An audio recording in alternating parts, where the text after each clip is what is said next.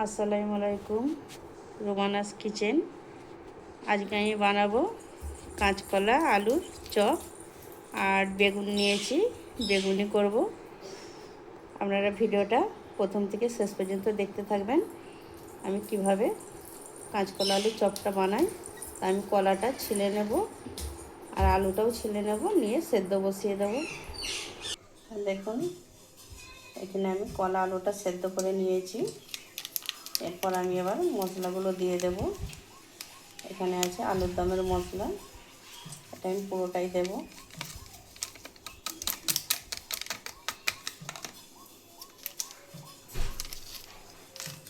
এখানে সাই গরম মশলা আছে, এটাও আমি এই সাই গরম মশলাটা আমি পুরোটা দিয়ে দেব। এখানে জিরে, ধনে, গোলমরিচের গুঁড়ো আছে, ভেজে গুঁড়ো করে নেওয়া হয়েছে, এটাও আমি মিক্স করে দেব।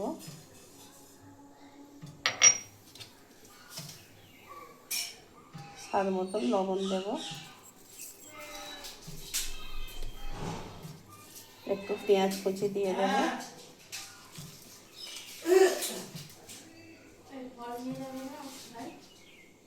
ভালো করে মাখিয়ে দেব। এবারে আমি সাই গরম মশলাটাও মিক্স করে দেব।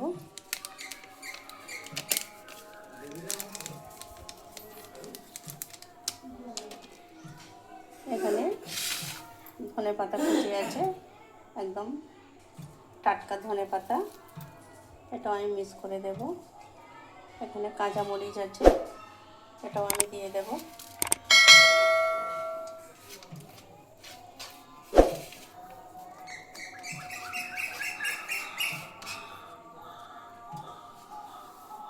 এবারে আমি কলা আলুটা পুরো মাখিয়ে নেব একদম সুন্দর করে।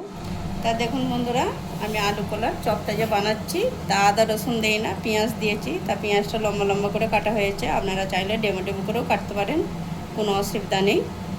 তা আমি বিনা আদা রসুনেই বানাচ্ছি। যা যা মশলা দিয়েছি বেসনেও তাই দিয়েছি, পুরোটা দেখাতে পারি না। দিয়ে ভালো করে বেসনটা আমি ফেটে নিয়েছি। এবারে আমি গ্যাসে তেল বসিয়ে দিয়েছি, চপটা ভেজে নেব।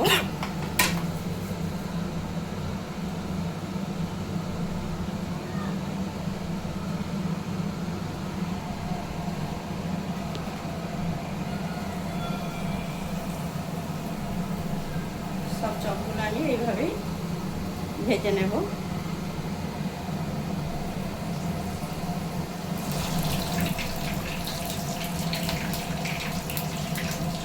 এবারে আমি একটা সাইড হয়ে গেছে, একটা সাইড উল্টে নেব।